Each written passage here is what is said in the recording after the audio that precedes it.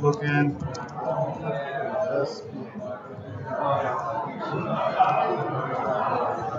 SPK PGH. SPK PGH.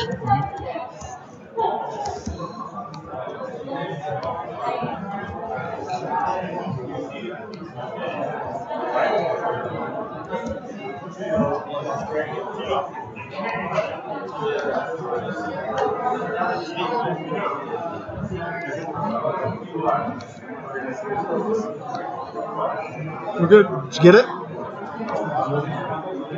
You said you tweeted it to us? Yeah, I tweeted it, tagged you in the tweet, so.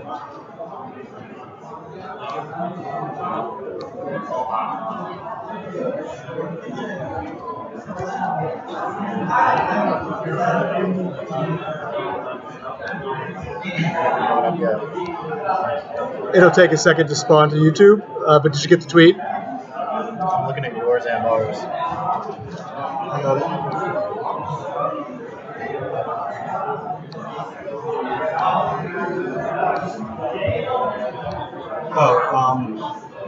Search go to Work Hard PGH.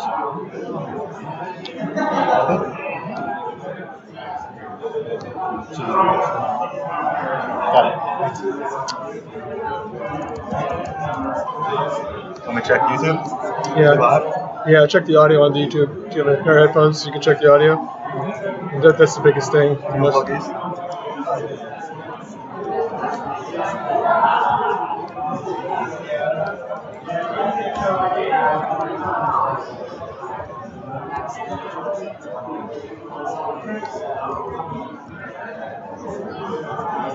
Nice and clear. Cool. Super good. I've seen people hearing it before we say it. Cool. Where's the mic? Oh, you're coming out of. Oh, you're coming from there into for the live stream. Because of the. We'll just monitor that real careful as they start talking. I'm just gonna point to that speaker next time.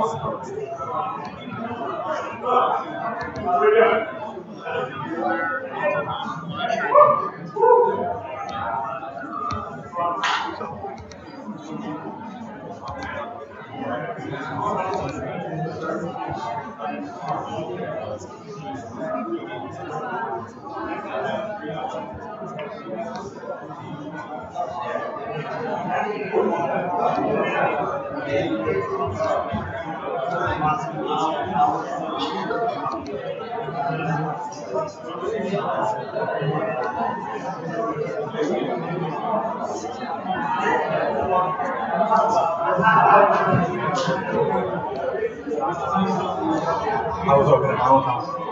It's good. It's well attended. Seemed to be. I can drop now too. Huh? It's always going that way. You get it though? Yeah, I did.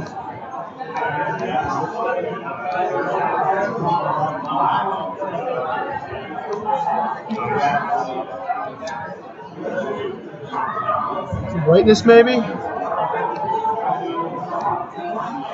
What's that in? Output, right? Input.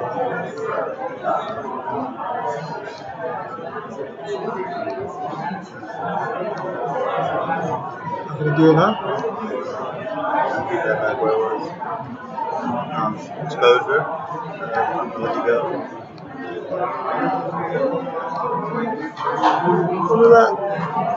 Well, we'll just ride it. Watch what happens. Alright, cool. That should be good, huh? Should we put the logo on the other side? You want to put an Epicast logo in? Sure, Epicast logo in.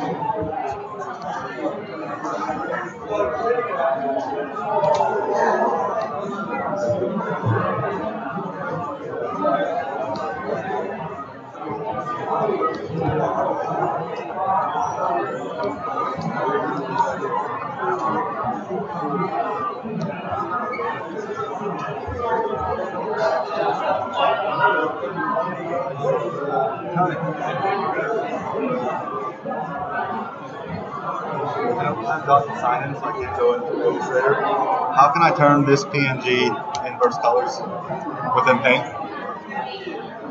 I don't know if that's even possible. Can I just bucket and fill this? You're gonna have some hard edges if you do that. I don't care. It's gonna be small. So Sure. Let me see if we can just do control. No.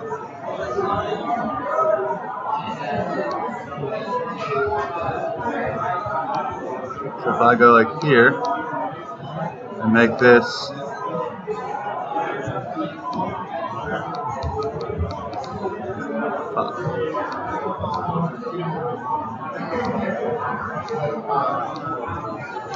See what I mean with the hard edges?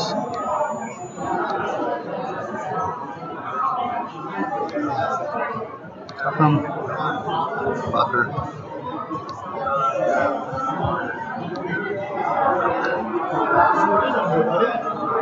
Why are Did you log into your Illustrator? Why are you zoomed out? Why are you moving shit around? Oh, I didn't mean that. Must have been an accident. I'm sorry. Do you have? Log into Illustrator. Okay, I can put a logo. Yeah. Too late for that. Scared me. Taking a leak. I don't see any chairs. And of course, I'm live on the live stream, so it's all being broadcast. I don't know what to talk this conversation.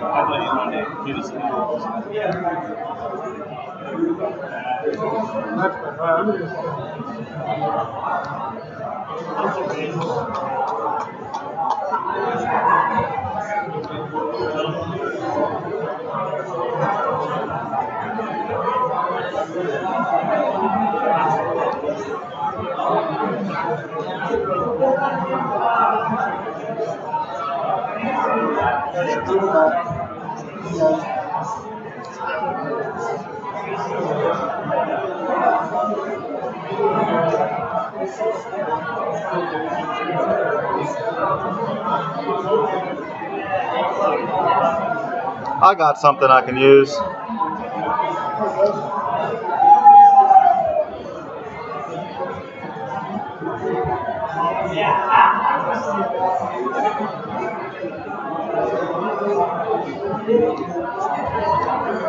He's all good. We got the feed out there. Cool. Your recorder's not on up top. Okay, I'll come up and grab that. Awesome. I just didn't want to waste battery. Yep.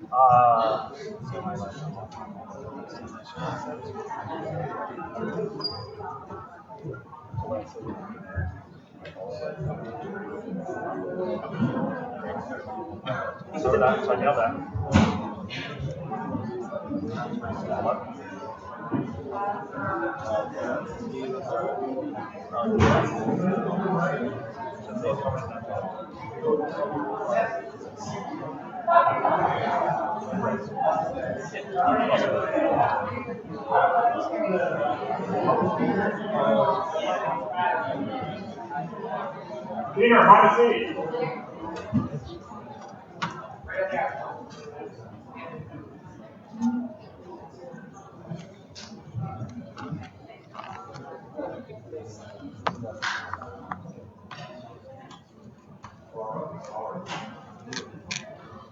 Do this!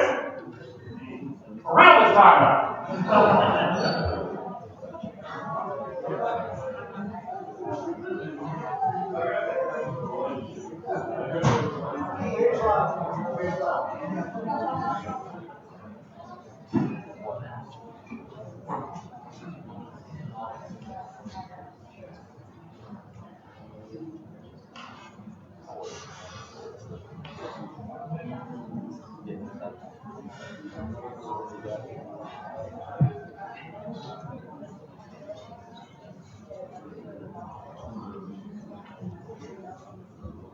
Good evening. Wow. Good evening. Great, awesome. Give yourself a round of applause. Now we're going to be here.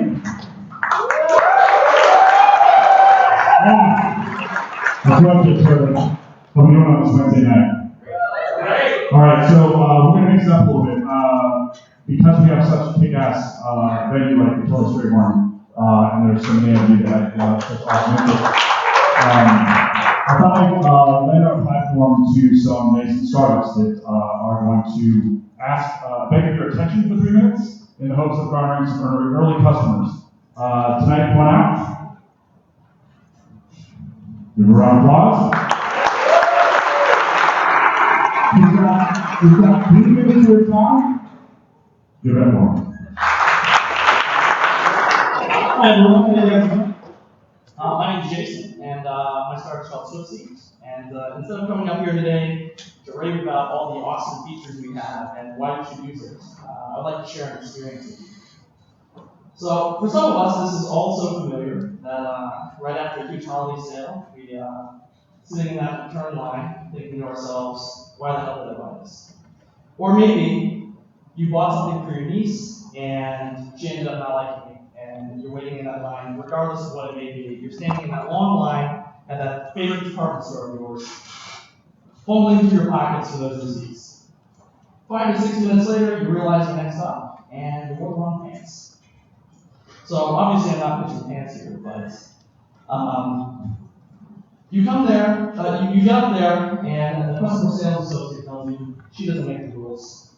Basically, no receipt, no return. So you end up wasting the whole day. When you could be home watching Netflix. So right now what I want you to think about is, what's the solution to this? How can we do this solve this problem? And when you think of that, I want you to think of our company, Swipsy. So what we do is, we are a mobile platform app that captures all of your electronic receipts, and we catalog everything directly into your phone. So next time you go out somewhere, instead of holding through a pocket full of receipts or a mouthful of small couple of pieces of paper hidden under your bed in a shoebox, you pull out the app.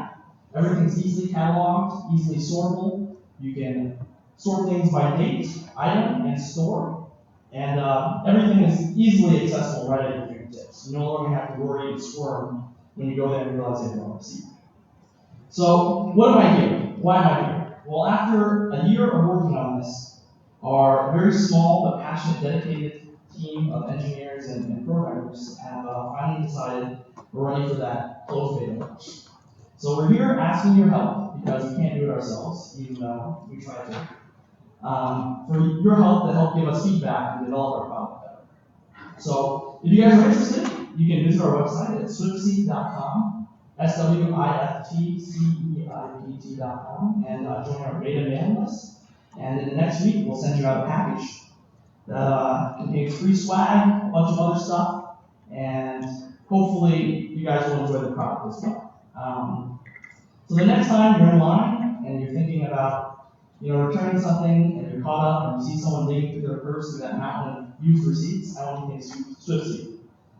Easy way to manage your receipts forever painlessly. Thank you.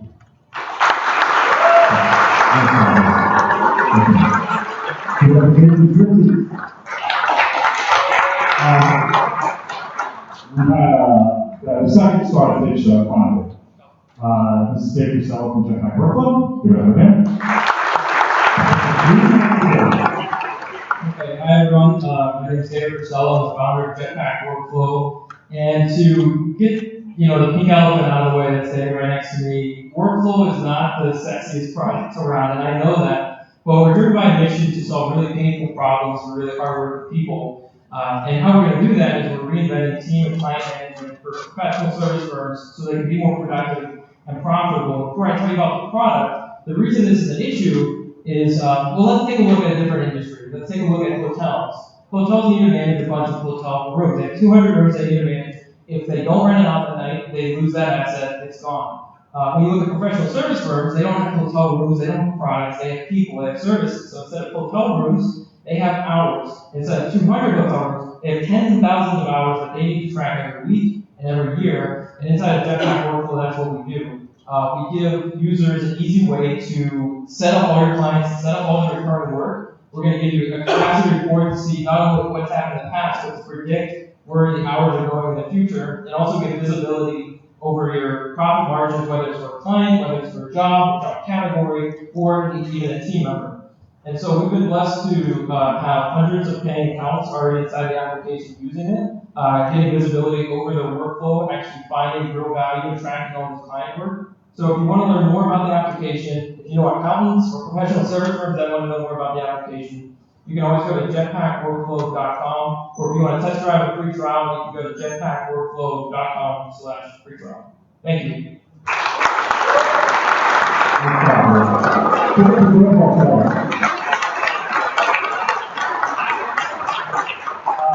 As some of you may know, and I see a lot of familiar faces in the crowd, we had started this silly idea of Speak Freely, and I think we had like 12 people the first month we did, a couple years ago. And so as this thing has grown, I gotta be honest, I really have always wanted to pursue here. Over the past couple months, I've had various conversations with the awesome team here at Kelly Strayhorn, and I want to bring on the executive director, Janira, and thank her for letting us use the information.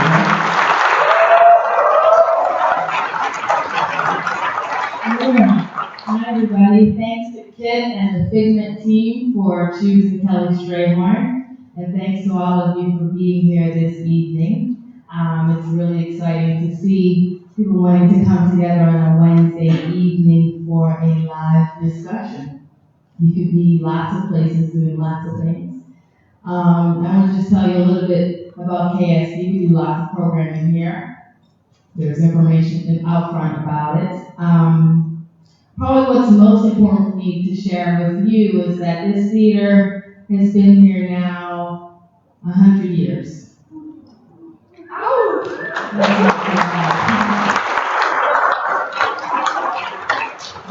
100 years of people coming to this very spot, not sitting in these seats. They're old, but they're not that old. But coming here to see something that's happening and to see friends and to see neighbors. And we are so pleased and grateful to be able to keep it going here for you and for future generations to come and enjoy. So thank you very much, and thank you, Kit, for hosting this event. Thank you.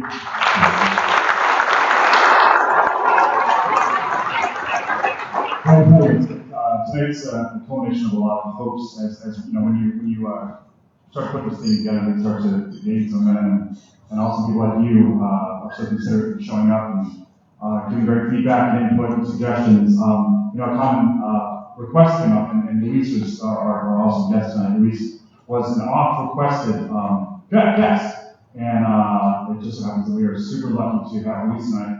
But first, I want to thank our sponsors. Seriously, we could not do these events, and we will do these for the next at least 12 months without their not just as much of theirs, but their complete partnership.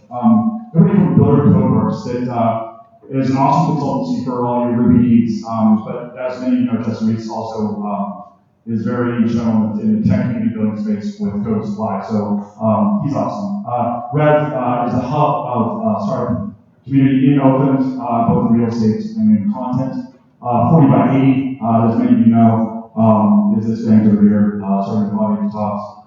It's the latitude and longitude of Pittsburgh, and it speaks to their thesis that we compete on a national stage, and so they're going to do everything to build capacity within Pittsburgh and bring outside interest and resources into Pittsburgh. Belly and Davis, they are the consummate startup attorneys here in Pittsburgh.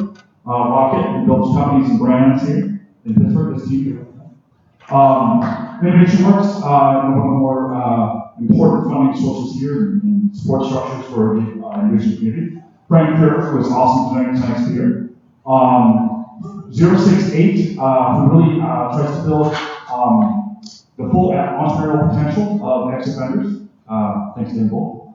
Epicast, it's going to become the default place to produce, host, and distribute your podcast or vidcast, as it were. Thanks, Leslie.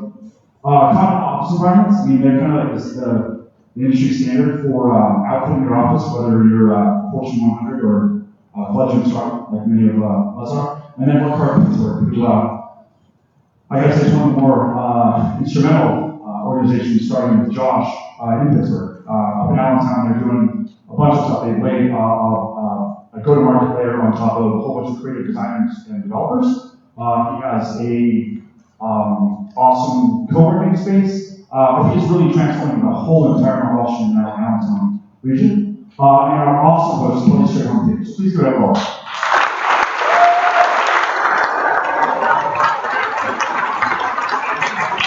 So you can come out here and hear me while you're come out here and hear me while with Louis, at least we promise him. Or at least an hour. Thank you. Give it up for Louise. Thank you.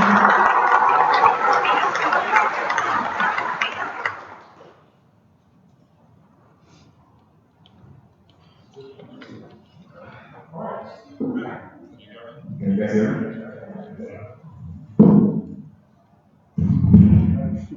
I was supposed to be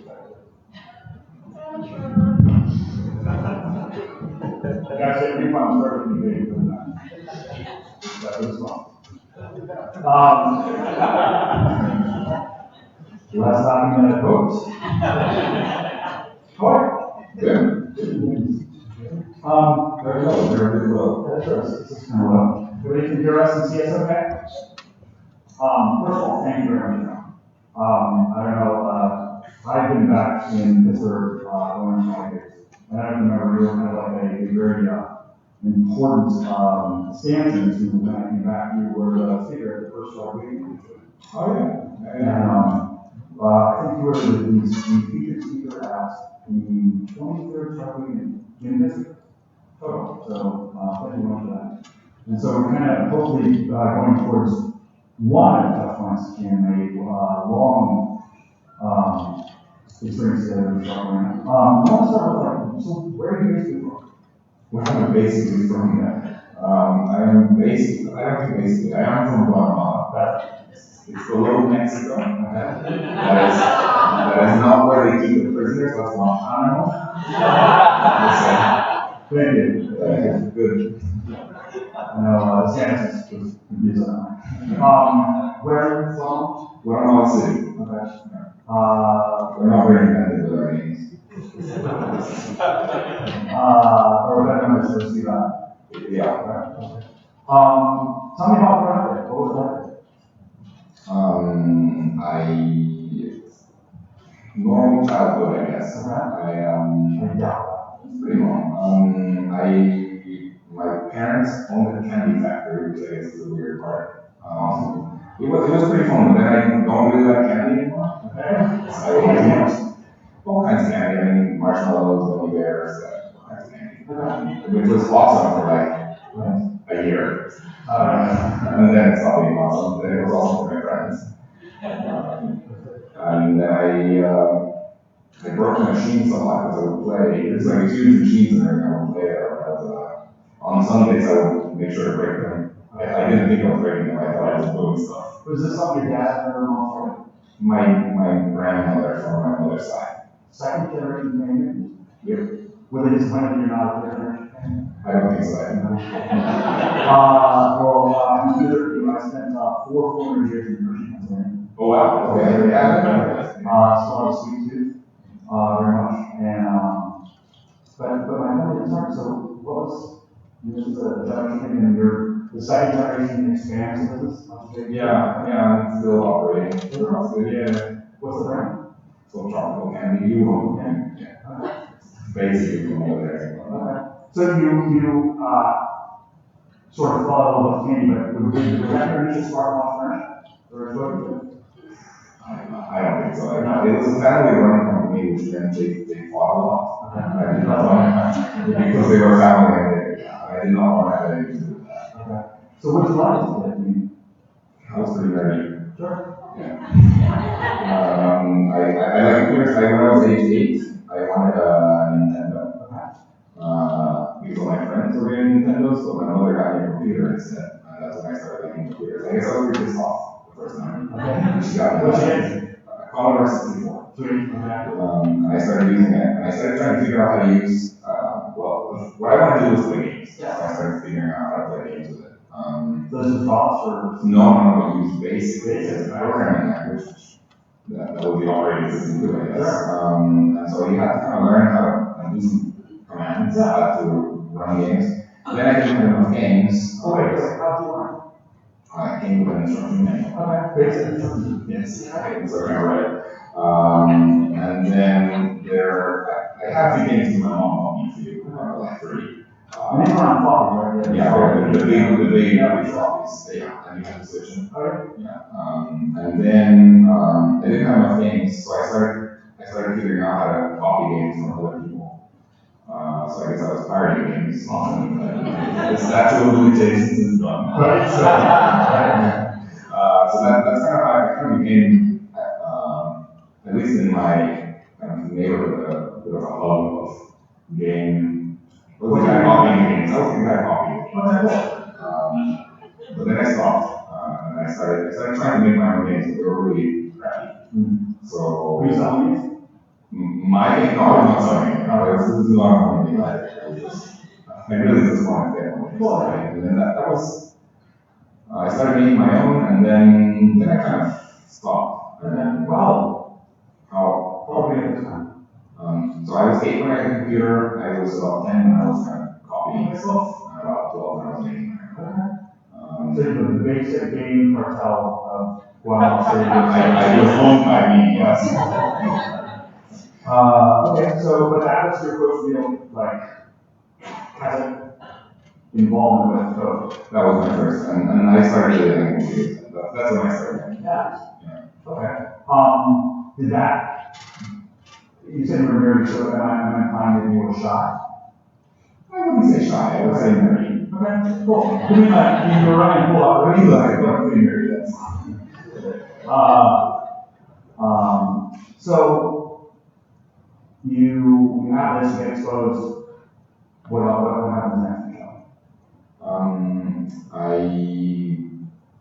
came to the US. I was Around 10 or 12? no, sorry, I came to the US in college. Okay. And I wasn't sure I wanted to come to the US. I wanted to study math. And this is crazy. There was no way to study math in Guatemala. Really? You could not do that. What were the college options in Guatemala?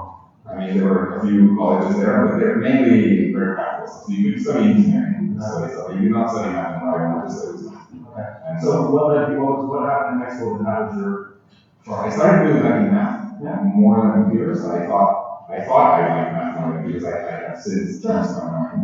But I thought I liked math more than computers, and I wanted to get a math major. So I couldn't get one in Guatemala, so I applied here to the US and I came to school. Okay. And that's what happened. I immigrated. Okay. Swam the river. Of course. Right. From Guatemala. That's an ocean. That's okay. So you did pretty well in high school, obviously, you went to do. Yeah, I read pretty well. Okay. And tell me about that experience down the ground. It was great. I love it. I did not. I have nothing bad to say about where I went. People think that I should have something bad to say. No, like for a sec. So the 4 years there, I mean, like, so you do well in school, you leave home, take a big risk, like coming to the States, go to an awesome school like you. What was it like there? People like basketball. Sure, right. They really like basketball. But it also feels like there are kids that be very academic as well. Yeah, it was great. Yeah, it was great academic. I started liking basketball about 6 months into it, and then I stopped liking basketball the day. I was going to say, did you still? No, it really wasn't exactly 4.5 years I liked basketball. Okay, so how'd you make it from Duke to here? I came to get a PhD in computer science. I was getting a math major. I thought I wanted to go to math grad school, and I applied to a bunch of math grad schools, and then I visited them, and then I realized that this was not a good idea for me. Yeah, because everybody, you talk to professors, and in grad school, you go and do research, and you talk to professors, and they would say, I'm working on a problem that nobody has been able to solve for 300 years. And maybe I was able to solve it, and I was like, well, okay. Whereas in computer science, you would talk, so I came for a PhD in computer science, you would talk to people, and they say, oh yeah, I solved another problem yesterday. Because it's a very new field, so I thought, man, I don't think I'm smart enough for math, I'm going to go that. Well, okay, so what, the narrative is that you during high school found a lot of math through college, kind of edified that, and then were dissuaded because of the options to go to the education. Yeah, because I thought it was not a very fast-changing field. Yeah, sure. It's the field of mathematics. Okay. Where was the spark to be like, so impactful at scale? Like, I think that's the, when I look at like what you're able to do is, everything you do is all like making a large impact using basically pretty fundamental inputs. I would say, so when I came to grad school, I was very lucky to start working with my PhD advisor. His name is Noah Bloom. He's awesome. What do you hear about Noah? He's awesome. He and his wife is Lenore. Yeah, so they're awesome. So I was an ML student, and for what? To get a PhD in computer science. Yeah. I got a PhD in computer science. And the first project I worked on happened to really become big. It was this CAPTCHA, these historic characters. But I guess at the time they didn't exist. We invented them. The year 2000. Okay. And Who did you work on it? Did you work on something? with minimal exactly, the two of us, yeah. Yes, the two of us did that. How long did that take you? Not very long, because it was really mainly just identifying the problem, which is the problem. The reason those things are there are to make sure that that you're a human and not a computer. So for example, whenever you're typing the story characters on Ticketmaster, the reason you have to type them is to make sure that you're a human and not a computer program that was written by scalpers to buy millions of tickets. Well, no, nowadays I check a box and I have to let the computer know I know what the mistake looks like. Yeah, now it's probably some app or something that they changed it to. But the story characters, and that was the way this came about was that the guy who at the time was the chief scientist of Yahoo, and at the time Yahoo was the biggest thing in the world. He came to give a talk at Carnegie, and he had 10 open problems that they didn't know how to solve at Yahoo. And Who's the chief scientist? His name is Uli Member. He now works at Google. So they had 10 open problems that they didn't know how to solve. And one of them was this problem that a lot of people were writing programs to obtain millions of email accounts for free. Right. So they didn't know how to solve it. And then, I went back to home and tried to solve all 10. Did you ever? No. Yeah, I did, but I didn't solve anything. Okay. But that one seemed like the easiest one to solve. Okay. What was the numbers? No.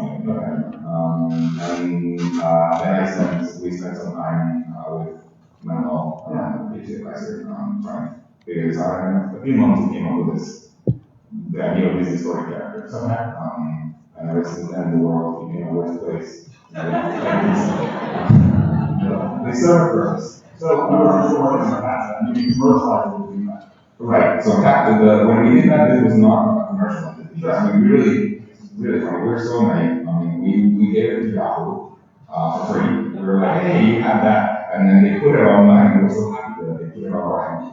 That was like a big win that they put it online. And then once they put it online, everybody started using it.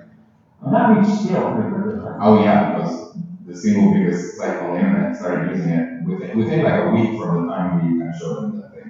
Was there any metrics on the back end, like how much use? No. But it must have been a lot. For how big the internet was back then. Sure. It must have been a lot. And so this really took like 6 months. I mean, within 6 months it reached all the internet.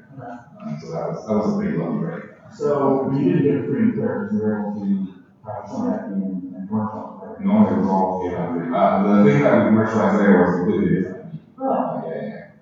It's all in the same problem? Yes, but it had so later what happened is fast forward 5 years. It was 5 or 6 years later. I decided to start a company, and the reason I decided to start a company was because at that point everybody used Snapchat at that point. It's kind of what's the common thing. And were you still working on it during? No, for those 5 years I was doing something else. I was doing, basically, it wasn't called crowdsourcing, but it was basically crowdsourcing. So it was 2001, 2002. What was it called? We didn't have a name for it, but basically the idea was to try to get a lot of people on the internet to do stuff. And in particular, the thing that we were, this was really a project by myself at first, then other people started working on it. But it was a game, it was called the ESP game. Yeah, so it was called the ESP game. It was, the idea was it was a fun game, people played it, a lot of people liked to play it. But as people played, what they didn't really know what was going on. We weren't trying to hide it, most people didn't know what was going on, is that while you were playing it, you were also helping to tag images for Google images. So the way the game worked is you went to a website and you got paired with a random person that was playing somewhere else in the world. Now, it was a random person, you couldn't communicate with them. You could see the same, now you were both shown the same image. You know you could both see the same image, and you're told and you're both type whatever they were asking. And it turns out that what people do is type things related to the image. And basically both players are typing stuff related to the image until one player's word matches the other player's words, and they get points. You got some kind of visibility noise. Yeah, at the end we said, okay, this is the other thing they said, but that word the two players agree on was usually a very good tag for the image because it came from two completely different sources. So for an image of a dog, people would normally agree dog, and stuff like that. So a lot of people were playing this game. It was played by a few million people. But the idea was that all of those tags, those were served to improve image search on the back end.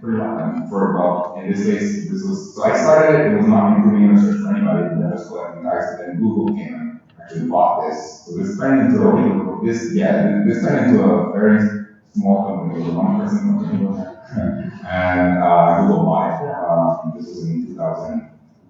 Late 2003, basically, Google bought this.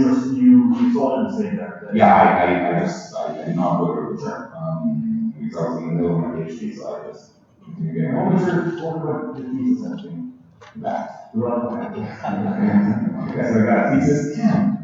But it seemed like you were kind of in the same, like, the things that you built in that was kind of germane to each other. Yeah, they were all very similar stuff. So I was doing that, and then right after that is when I decided I had just kind of done that company, the one-person company that Google bought this game to improve their research engine. Then I finished my PhD, and then right after finishing my PhD, I kind of went back to look at captchas, and I realized that about 200 million of these were attacked every day by people on the world. Yeah. So that was a pretty large number. So I thought maybe can we do something with that time, because the thing is while you're typing a captcha as a human, it takes about 10 seconds. And if you multiply 10 seconds by 200 million, humanity gets it's like 500,000 hours every day are spent typing captcha. So can we do something useful? Yeah. And that's where the idea of the next company came up, which is reCAPTCHA, where the idea is that while you're typing these,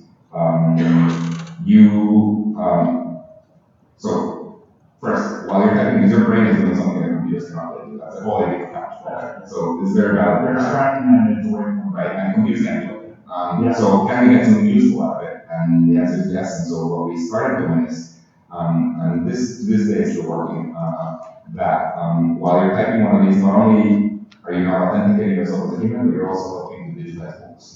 And how does it work? Yeah, so that's later. At the time it was just books. So the idea, the way it works is that there's all these, the idea of digitizing books, you start with a book, then you scan it. Now scanning is literally taking a digital photograph of a page book, gives an image. The next step in the process is that the computer needs to be able to decipher all of the words in this extraction basically, but for older books it cannot figure that out. What the words are. And even at that time, that's OCR. It's still not right. I mean, so we cannot figure that out. So what we're doing now is we're taking all of those words, or what we started doing at the time. We took all of those words and got people to read them for us while they had a captcha. So these captchas, the idea is that the words come from a book, and what you type is being used to help digitize. How many people need to say that that's the word? 10. Give or take. Okay. I think it's give or take. And so that was, that worked out pretty well. That became a company, like a full-fledged company. What's full-fledged? Well, I mean, it was not just owners. We had 7 people, and then we sold to Google again, and then inside Google they had more people. So at that time I spent a year at Google. Yeah, so I did out in here. And then after that, that's where. So wait, so you're at CMU. Were you getting home much? Where were you getting back to Guatemala? Twice a year. Okay. So this was home. Yeah, I did. You successfully sold, commercialized 2 academic projects into full-blown acquisitions. Did the thought of making this ever cross your mind? Yeah, it happened. I mean, what type of what kind of okay. Yeah. But more than that, you transferred, what was the, you were so committed. Oh no, so I finished my PhD. That was before starting reCAPTCHA. I finished my PhD. And then I got an offer to go back to another so I accepted that job. So and still to this day, I remember planning on I didn't leave for a couple of years. Yes. So but I was basically faculty member. That's okay. Okay, so you started something to this what year was that? I was in company started in 2007. And we sold to Google in 2009. So wait, you became a faculty member in 2006? Yes. Anything else you had? 2006. Yeah. I think you want me. Oh yeah, I want that.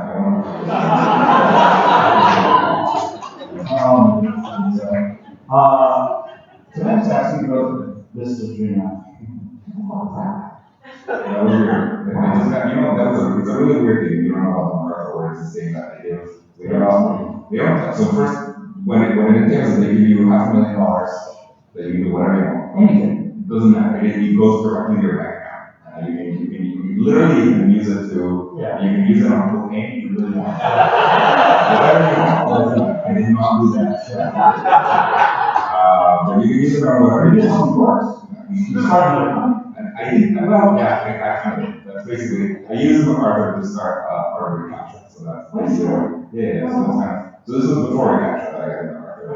And then but it's this weird process where they don't tell you that you're going to get it or anything. And They shut you off balloons? No, they call you, but it's this weird thing because they start looking at you.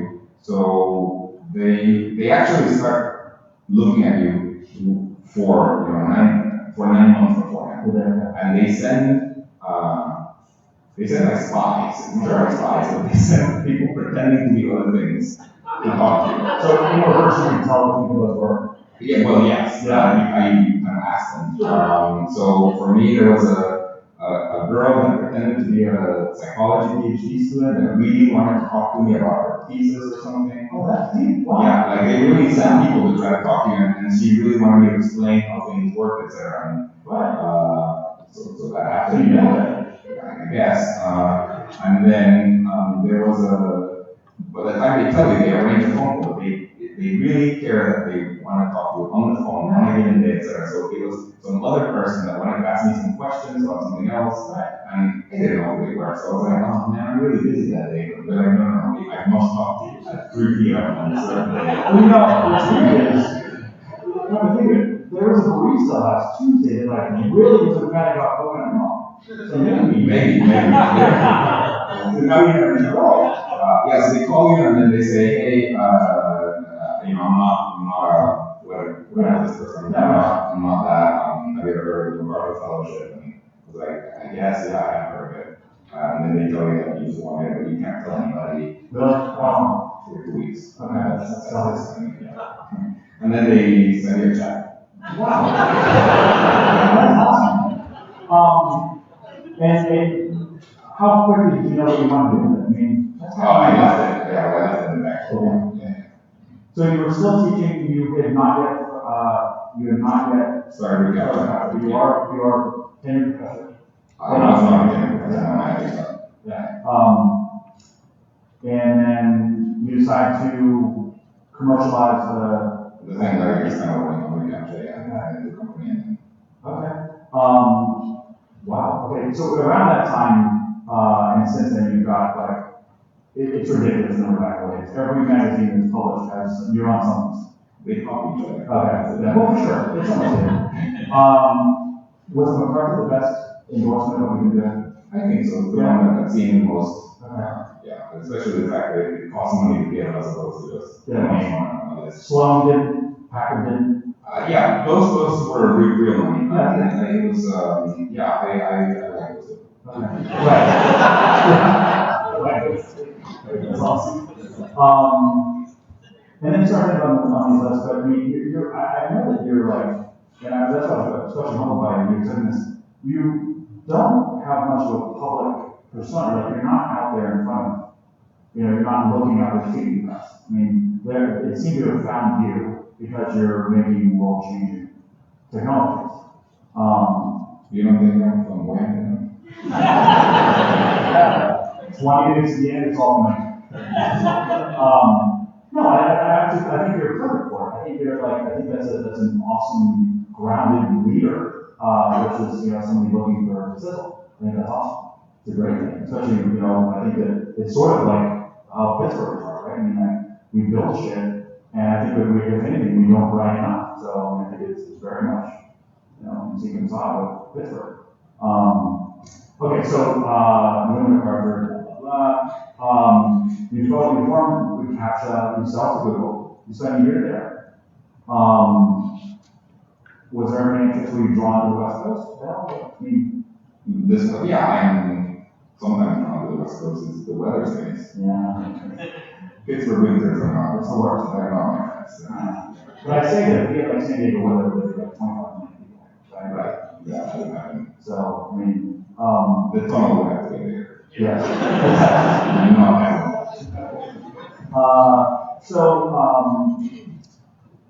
What happened between then and the formation of the work? Well, I was at Google for about a year. Yeah, recapture basically. And then I actually left Google to start this. So what happened? To start doing this, what happened is before I went to Google, I was a professor at full-time professor at Or so you said. Yeah. Look, I did teach some classes. Actually, when I was doing research, everybody said you're the hardest professor you ever had. That's not true. No, seriously, the freaking class. You guys are the wrong people. No, so I was a professor, and my PhD student, Severin, who is my co-founder in Duolingo now, he was working on his PhD thesis, which essentially was Duolingo. Yeah, and we were kind of working on Duolingo as I was at Google. But this was just an academic project, etc. And at some point, I left Google to turn Duolingo into a company. Well, what made you think it was going to be big enough for you to really the mothership of Google, but be like, you see that history of like making a huge impact in technology. Why is it? I really liked the idea, and I thought that I really wanted to do something also that was related to education. It's something that I really wanted to do. It's been a passion that I've always had. I wanted to do something related to education, and I think that's what did it. I love Google. We try to copy Google way too much. I think about helping materials, etc. So I love them, but I thought that the thing that I was working on there was a project that I've been working on for a while, and I just wanted to do something related to education. So that's kind of what happened. I didn't know if it was going to be successful or not. In some sense, So it was just you and your co-founder? It started with just me and Severin. And at first we spent like 6 months basically doing nothing. We thought we were doing something, but we were basically going this is how we should do it, and the next day we would change our mind. We spent like 3 months literally coming up with a name. You should see some of the really bad names we consider. What was it almost? The one that was almost flute. Fluent. Because it was like fluent. It's fluent. But then, when I first heard that, Severin thought it was good. When I first heard it, I'm like, yes. And then I told it to a friend of mine, and she said, that sounds like I flew them over the floor. And then we distracted. She was by saying that. Yeah, probably was a good idea. So that then we came up with another name, which was monolingual instead of it sounds like an illness. It does. And so we came up with that name, and we were certain we were making it. We got the name. Then we got somebody we hired a company to do our brand identity, the logo and everything. And they basically said, we don't have a name. Okay. And it's a Canadian company called Silver Orange. They made it like monolingual. Super names, yeah. We're like, we're paying you. Yeah. Just make that on their logo.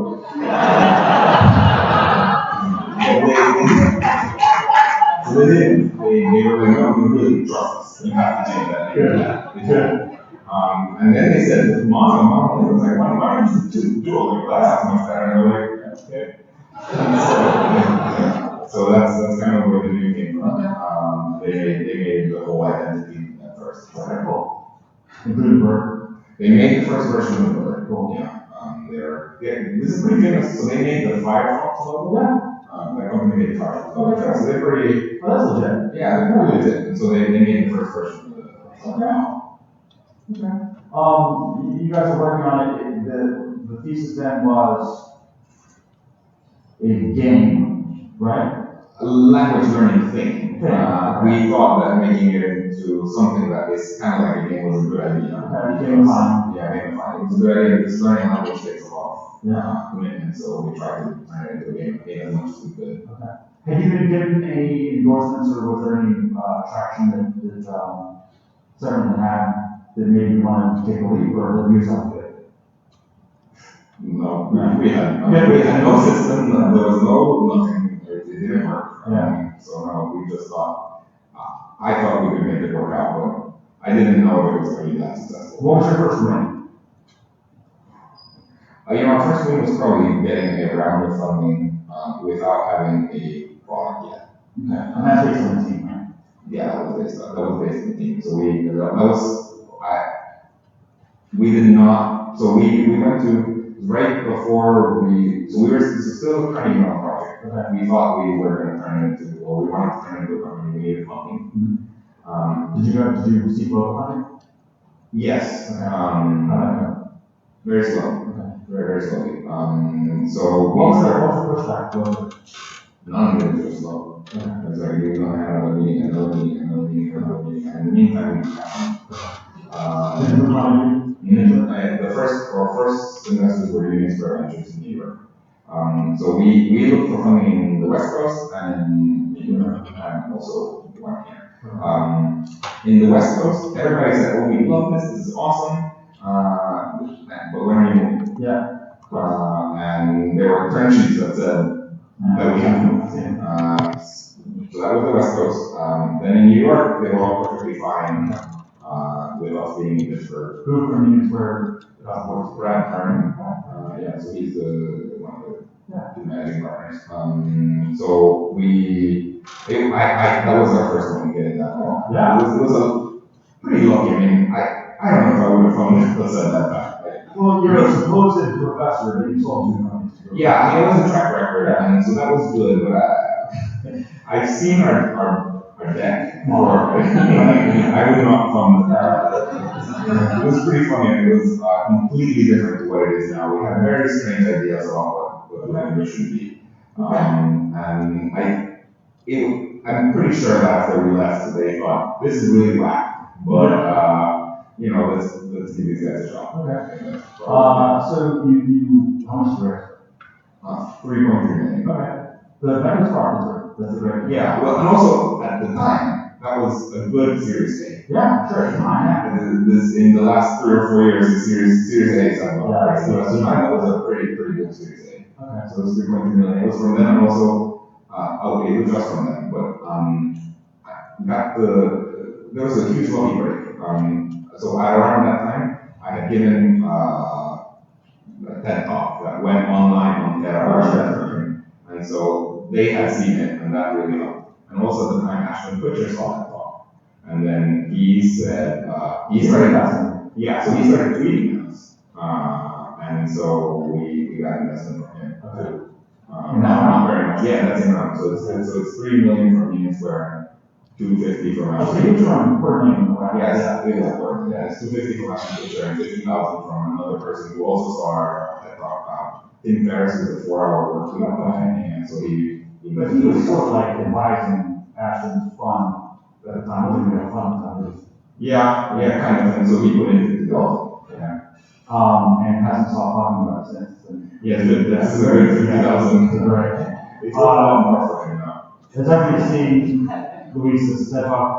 Round of applause. It's good. And obviously, spot on what the domain you're offering. What were some transformational things that happened in that initial round? Well, we launched. Amen. It was useful. Yeah, having launched. That was we thought it was huge. At the time, it was huge for us. I mean, now looking back, the numbers are very small compared to what we have now. But we launched. We went to New York because that's where our investors were. Yeah. And we had a party, a launch party in New York in a rooftop, and it was good. Myra was there. Myra, were you there? Myra works for Louis, which is over there. She's one of our oldest employees, and she was there not old in age, she's young in age. She's been with us for long. When was this? 2012. 12, okay. June 19th, 2012. Okay. it did pretty well as far as Yeah, it did pretty well. traction and It was growing well. It was just a website first. It was just a website. We thought it was funny. So we launched that day. It was the first day. The guy who made our iPhone app, his first day was the day we went on a road trip to New York to launch. So we kind of just, he showed up and we were like, hey, we're going to New York. So he came on. At the time, we said, hey, I hired him to make our website, and to work on the front end of our website, but then we had this idea that maybe we should have a companion app.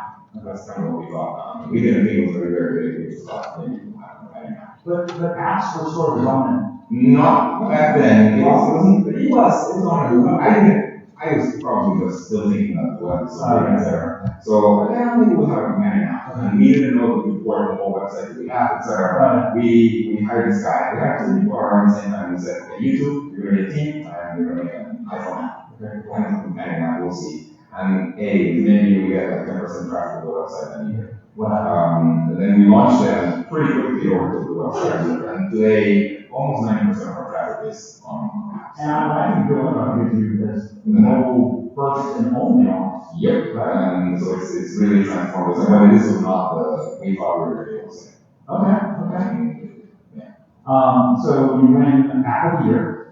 We won iPhone App of the Year. Which is the first thing you should network. It's the first time. Like Instagram. Yeah, Instagram, yeah.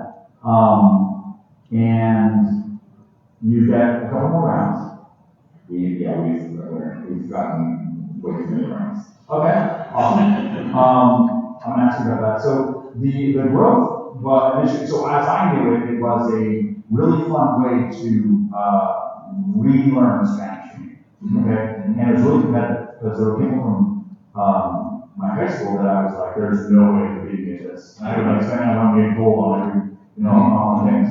And it's a different beast now. And because you've gone along the way, what has led that change from a gamified language learning app to what it is now? I guess we're still a gamified language learning app in some sense, but we really spent a lot of time trying to make it. So we were running always. First of all, we were running users. Sure. Total users, 100 million. Okay. So we've grown a lot. And that's installs? Installs is probably more because not everybody that installs becomes a user. It's about 50% rate. So yeah, so total if you look at that downloads, probably it's like 100. 20 years later. Is that like after the first use also? Well, many people, this is this weird thing, this is all true of all apps. Many people download the app and never get it. Wow. There's just a fraction of people that do this. I'm the same way with Snapchat, I download it. So we have, we've grown a lot. We've spent a lot more effort on adding new languages when we launched. This was the biggest criticism that we had. We very too few languages. Now we have. We only promised two. We only promised.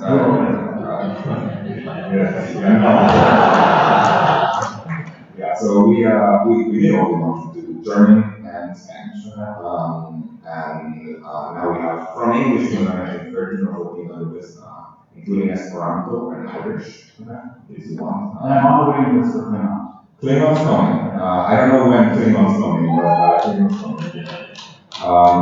So we have many more languages to run that, but I think the main thing we've spent a lot of time doing is making it teach better and making it be more engaging. So we spend a lot. We now have several people with PhDs in machine learning or artificial intelligence that just try to make it more engaging or teach better, etc.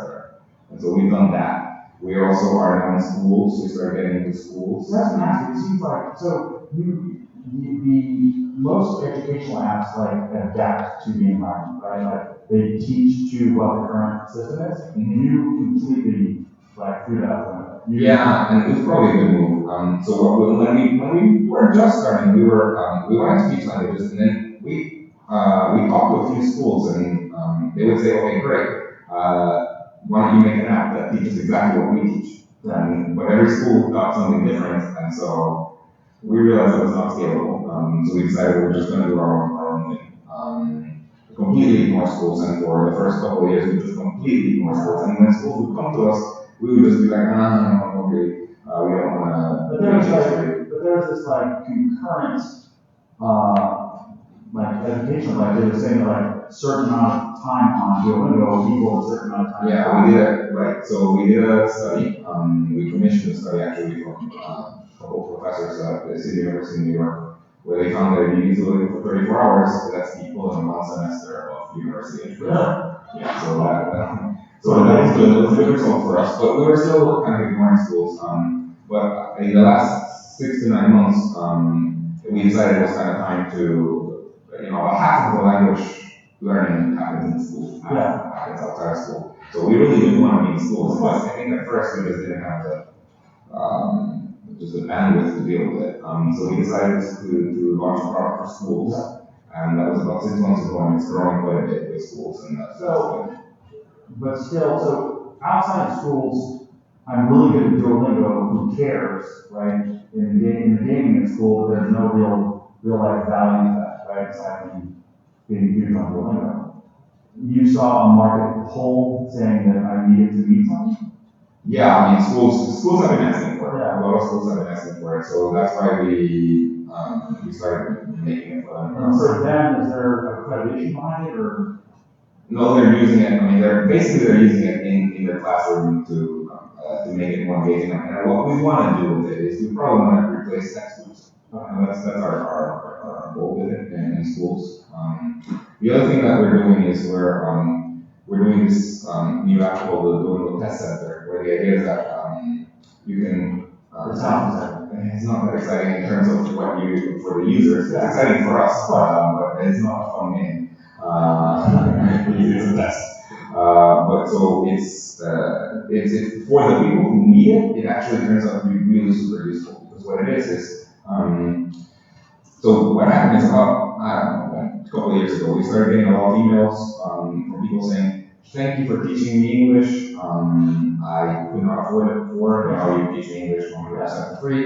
Thank you so much. I now have a problem, and it is that I need a certificate that I know English because my job is asking for it, or something. They wanted, or my university certificate, etc." And so we started looking into that, and we discovered this English language certification market, which I think is completely rapid. Which means it's market. Well, it's what it was so far. I mean, so basically, about $15 billion a year are spent on people needing to get a diploma that says they know English.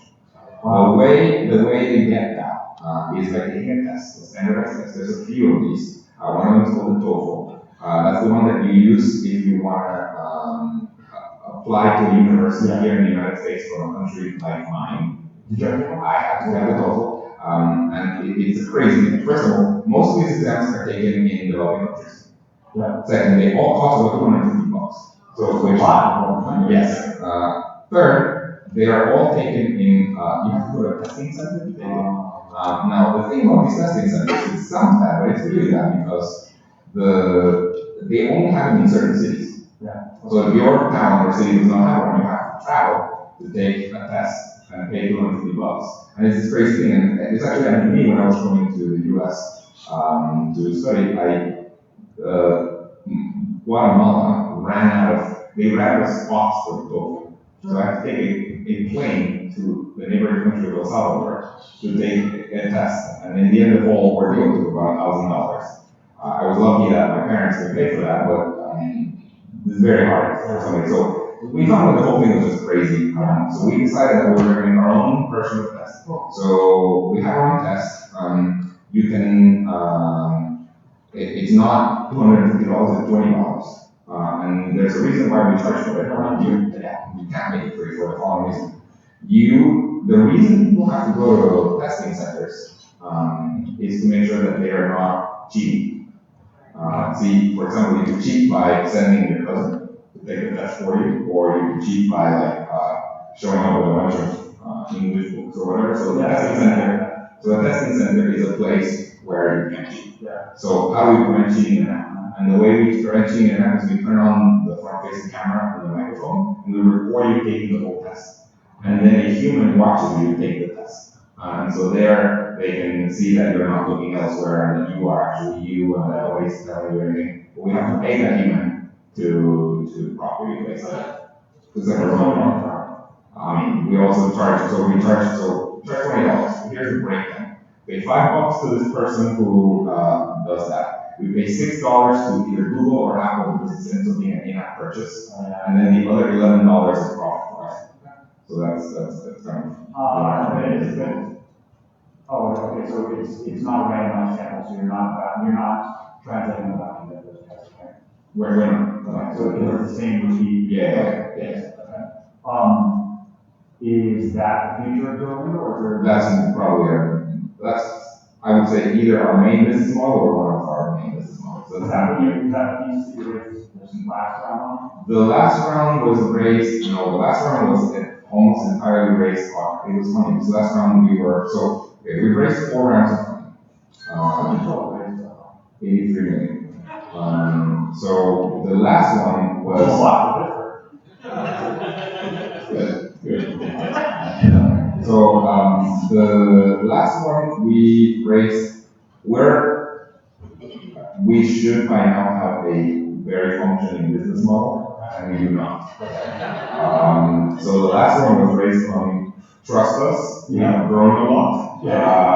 We will have a way to monetize all of these users we have, but we can't quite tell you what it is right now because we're not entirely certain. The trajectory is such that you're gonna figure it all away, and you're disrupting the whole, not just the certificates, but batching, right? I mean, and education. I mean, I think the main reason why we got funding this last round was because, so this last round was, our previous investors all participated, but Google was the main investor. Yeah, well, that was the previous one. Kleiner came in the previous one, Kleiner did this, and then Google was the main one in this one. Did you know Kleiner was founded on the answer? I didn't know. Henry Goldman introduced Eugene to Really? Yeah, I didn't know that. Wow. Yeah. So then we'll Pittsburgh venture capital here. That's free. So we raised on the. I mean, the main reason why we raised this last round was because the belief that that the education of the future is going to look more like Google. And it was a stake in the ground by saying, at least for this venture capital firm, Google, they thought that things like MOOCs, like courses we have videos, etc., are not actually the future of education. But you still not educating the market because they've been fast followers behind. I mean, yeah, so they're trying to teach everything. They're trying to teach everything, but it's a very different thing. When you do these video courses, I mean, there's all kinds of things. We're very different from video courses. They are, first of all, it takes about an hour to watch one of these lectures online. So you require about an hour to be sitting down, etc. Second, it's really, it's passive. You're just watching, and there's 2 problems with the fact that it's passive. Not only is it boring, but also the fact that the user is not actually doing anything. The kind of educational system does not know whether the user is understanding anything. It just users don't know what's going on in their head. Whereas with Duolingo, everything is super active, so it makes it more fun. And also, we can tell whether they're understanding things. So we can tell that whether they enter the wrong answer. We can tell whether they're hesitating. We can basically tell all of these things. And so that, I think, allows us to just give a much better educational experience. And even though we only teach one thing, we teach languages. Yeah, we will. We'll probably teach other things. What's the next one? We're not sure. No, I don't think it will be coding. What I think will be awesome in coding is teaching how to read and write. We'll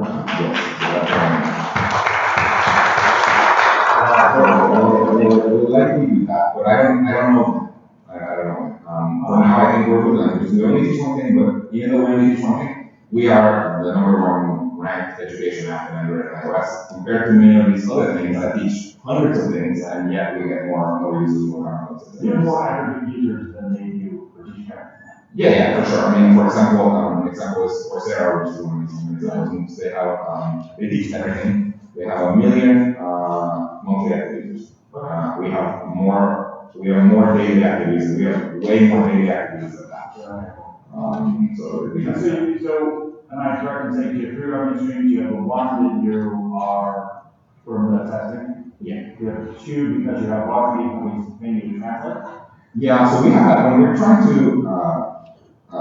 turn that one off. And I'm sorry, so when you do the free game on the back end, you're actually translating the web for media properties that pay to have the web translated. So CNN, for example, is one of our clients where the idea is they write all their news in English, they send it to us, then we tell our users at the end of the lesson, we say, hey, if you want to practice your English, here's some English text from CNN, you can translate it to the native language. Have you translated those BuzzFeed? Yeah, so there's BuzzFeed too. We're trying to move away from that for a reason, and it's because the more we concentrate on that, the more we thought we were going to turn into a translation company. Yeah. And we did not want to turn into a translation company because translation companies require very large sales forces, which this is not a particular expertise. And also, the translation business is kind of a race to the bottom. Yeah. In terms of everybody's just ready. So we decided to actually concentrate way more on education, and that's why we're trying to move away from that. So what's next? What's next for the web? Well, we're growing a lot in terms of the team. We're hiring. We're also moving. We're right now on Walnut Street. Where all the software starts starting. Well, there's a little more than one end, and you guys are And right next to us, there's another one. Yinstown? Yeah, it's right next to us. Yeah. So we have at least three, maybe more. I don't know. You were nearby. Yeah, we're gonna move around here, closer to here.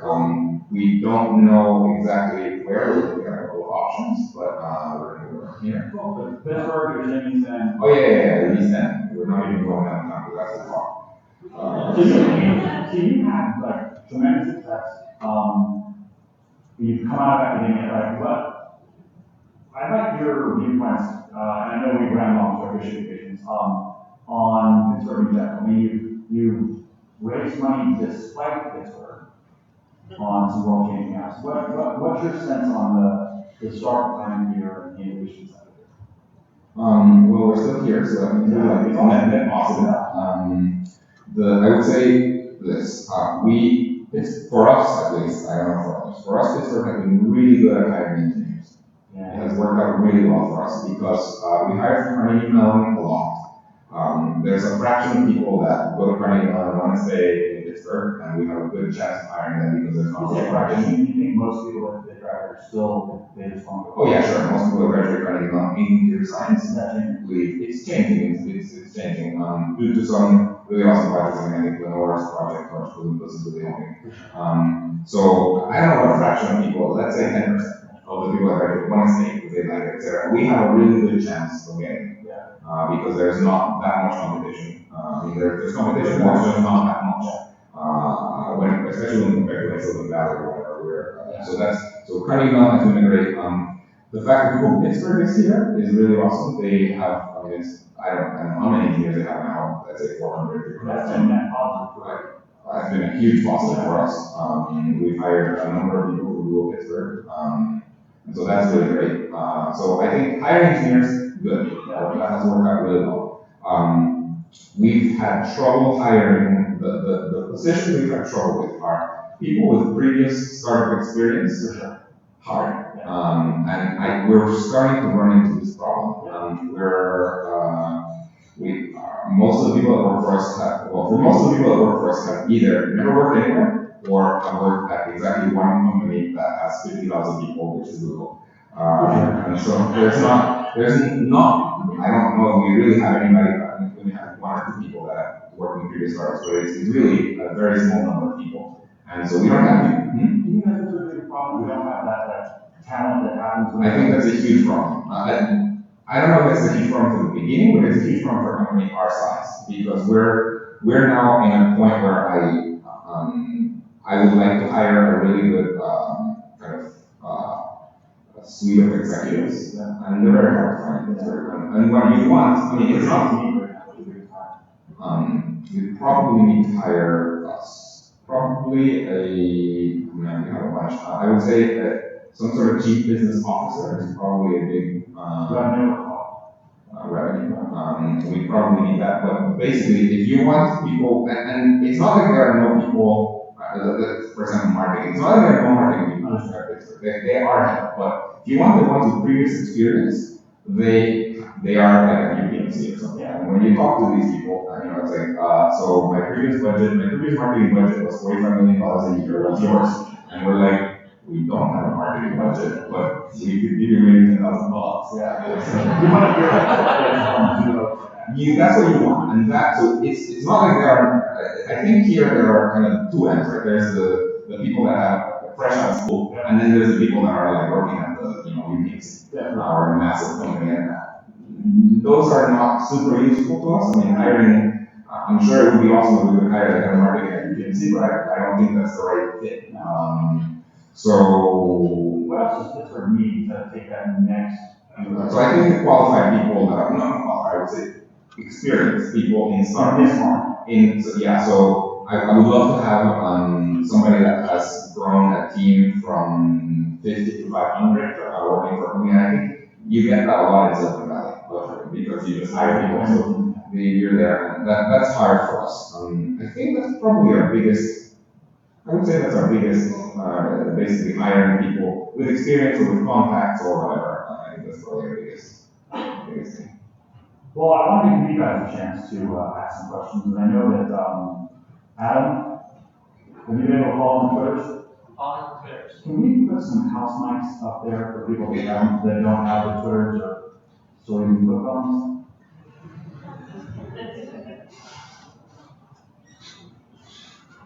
Thank you. Adam, can you offer some of the top questions from the Twitters? The first question was actually about if you actually spend money on cocaine. I have never spent a single cent on cocaine. Can you clear that up? Okay, and before you can spend on anything you want. You can, yeah, sure. You spend money on anything you want. That's money. Yeah, okay, I'll take a few. So if you This is Adam, my partner. Thank you for around Paul. Okay, first question. If you were not building this company, what would you be building? What company are you building? What problem would you solve? There are two problems. I'm not going to say that I know how to. There are two things that I would like to have a good solution for, and I don't have a great solution for. And it's basically things that I think suck. I think the healthcare system pretty much sucks. I don't have. I think it sucks. Every time that I've had, the people are very nice, but the whole thing is just ridiculous. I think the whole thing kind of sucks, and I may do something about that. I have no expertise or anything, so I have no idea how to fix this. The other one that I also have no expertise in, but really sucks, and this is not related to the US, but I come from a country that is overrun with crime, I think that there should be something that we could do with technology with it. What brings me to this thought is this is true in most countries that are overrun with crime, this is true in Guatemala as well.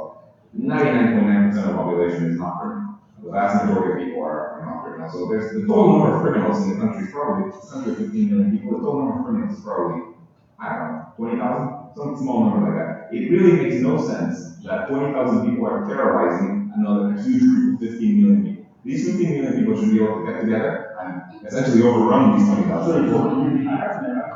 Can you crowdsource a solution? Yeah, that's what I would like to figure out, because I don't know how. I don't know that I have any great idea, but there should be a way for 15 million people to essentially just, come on, there's 15 million against 20,000. Doesn't matter if 20,000 have guns, they should be able to just go around. But I don't know how to do that, and that's something else that I would be interested in working in, but I don't think I ever will. Okay, next question. We heard how someone gets hired if they manage a team from 50 to 500, but the question is about how they get your attention if they're 1 year out of school. How do I get my attention if they're 1 year out of school? How does someone stand out amongst others in this?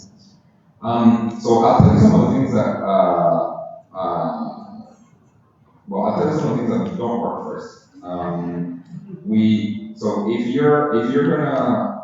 get a lot of applicants for jobs, and we turn most everybody down.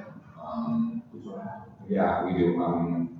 One of the more common reasons why we turn people down is because they have not done their homework about Duolingo. And it really has started mattering to us a lot. So we know if you come and apply for a job at Duolingo, we really want you to know Duolingo really well. So you've done well on Duolingo? Well, we do want to see an account. We do want you to be a user, and we want you to be and actually do your homework, etc. We get a surprising number of people who say Duolingo is awesome, etc. And then you just ask them the most simple question about it, and they're like, oh yeah, I don't know. And so that's not good. That's one key thing. You should do your homework for that. Then other than that, I think if you look at our jobs page and you think you qualify, you should apply at jobs at Duolingo. We really do look at all applicants. We don't respond to everybody because I don't think we kind of have the bandwidth to respond to everybody, but we do look at everybody. And in terms of how to get our attention, it depends on the job that you're applying for. If you're a designer, you should have it's really important that you send us your portfolio. Design applications with no portfolio are not going to get much attention. But so it depends on what kind of job you're looking for.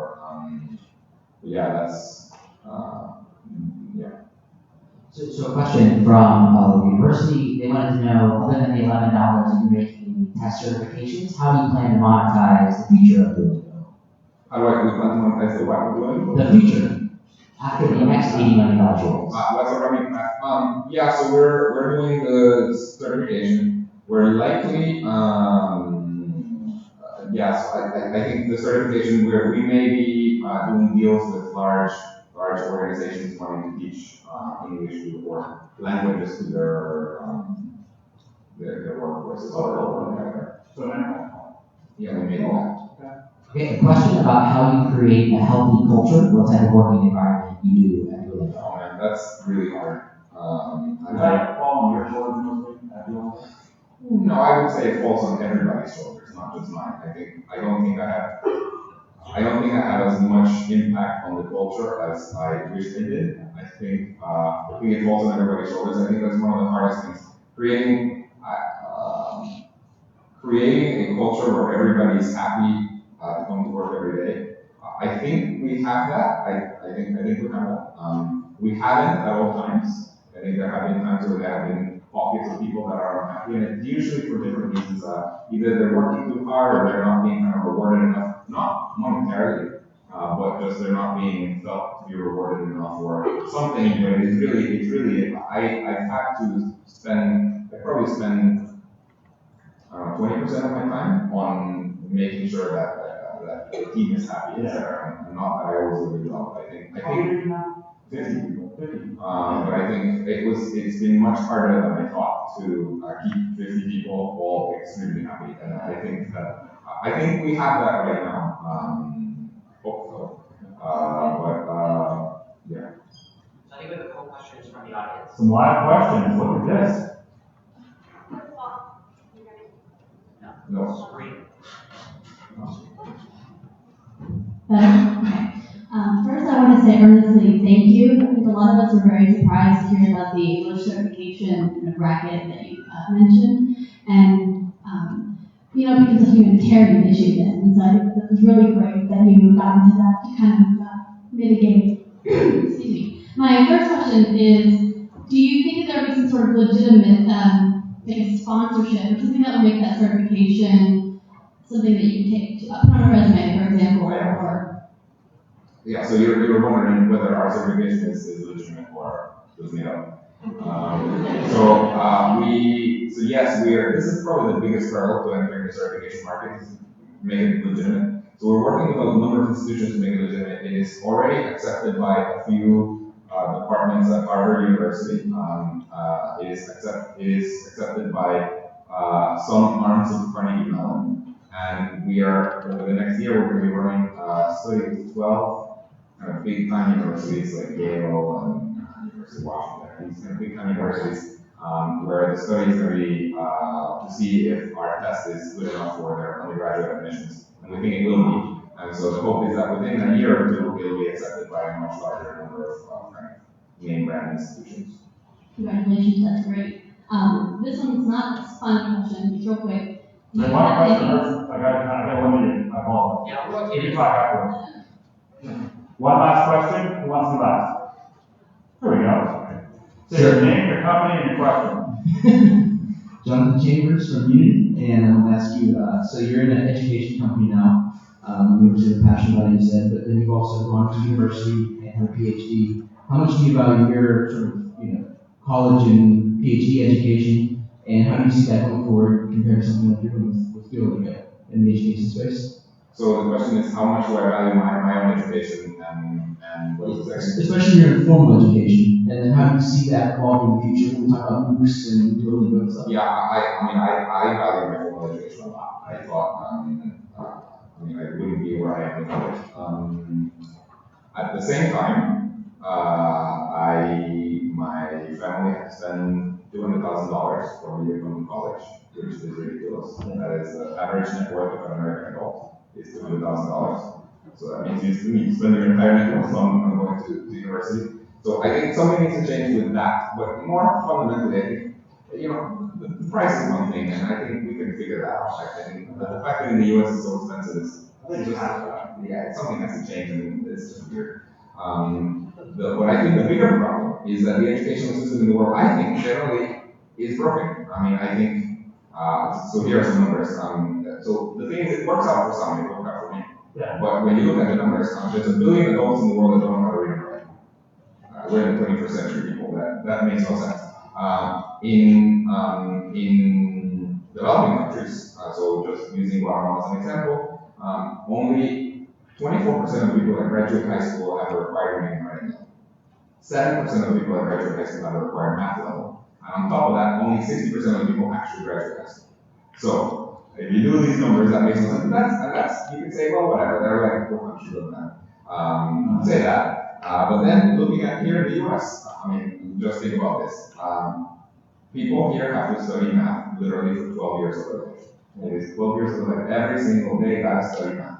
At the time of graduation, about half of the people who graduate from high school, the level at which they are at is they can add fractions.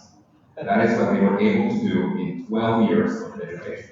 And it's, it can't be that they're malnourished, because they are not malnourished. It can't be, they are perfectly fine, normal human beings. They should be able to do more. After 12 years, come on, people. I can teach you to add fractions in 2 months. Yeah. This is not that hard. And so, I think the whole education system is kind of broken. It's not, it's not, it's not like it's the teacher's fault. It's not, everybody means well. It's one of those where everybody means well, but the whole thing is just not quite working out. And I think we need to do something about it. I think there's a lot of things we want that we're going to need to change. I do not think that schools should go away by any means. Like, schools serve all kinds of purposes. So, but I do think that we can do a much better job with schools, and also with all the people that schools are not reaching them. There's this 1 billion adults that can't read or write. The reason they can't read or write is because the school system just did not reach them. So I think things like Duolingo, mobile apps, basically have the chance of having huge distribution, much higher than what we have with schools. There are more people in the world that have a mobile phone than there are people. There are more people in the world that have access to a mobile phone than there are people that have access to a toilet. So I think in terms of distributing education through mobile phones is a much better thing. And for the people, but even for the people who go to school and have a teacher, usually one of the bigger problems with education, formal and classroom education, is that there's one teacher and let's say 30 students. It's kind of hard for the one teacher to get to the 30 students. So usually what ends up happening is the teacher kind of teaches some sort of middle ground.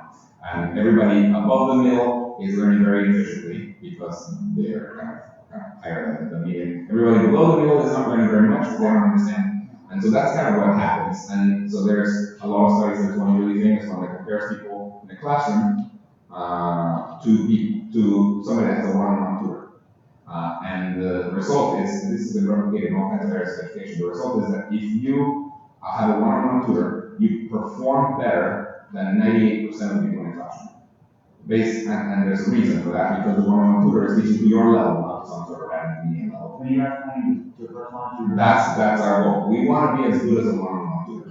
But that doesn't mean replacing the teacher. That means that the teacher can spend their time. We want to spend, instead of the lecture time, We want the kind of the app to replace that so that it's very personalized. And now the teacher can spend the time answering questions, motivating, putting things into context, that type of thing. So I think what we want to do is we want to do the things that we think a computer can do better with a computer, and then the things that a teacher can do better with a teacher. And I think, for example, I don't think that in the foreseeable future, computers are going to be as good as teachers at motivating people. Motivation is a huge, huge thing for education. I just don't think we can get there. No matter how many points you make and how many little badges you win or whatever, you're just not going to be as good at motivating as a human. And I think the other thing that we're not going to be as good at is essentially answering very specific questions that the teacher can just help specific things. So that's my answer to that. Well, before we go, first of all, thank you. Please give it up for Luis.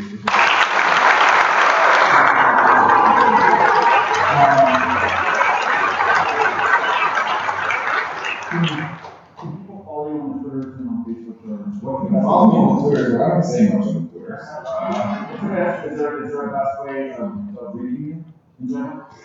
You can follow Duolingo. If he says something, Duolingo.com. I really should do that actually. Yeah, you can go to @Duolingo if you want to follow it on there, or Duolingo on Facebook, facebook.com/Duolingo. You can follow us.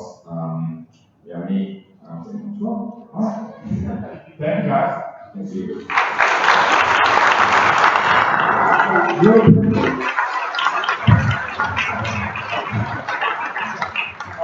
We're going to be doing this again on a monthly basis. The 19th of next month, we have Kevin Seuss up here. Please follow us. Yeah. Please come and/or sponsor us if you like this. If you didn't like this, don't come. No. Let us know. This is all based on your input, your feedback, and your support. So we'll be emailing everybody. Thank you. Good night. There's a food truck out front. Grab a sticker and tweet on the way.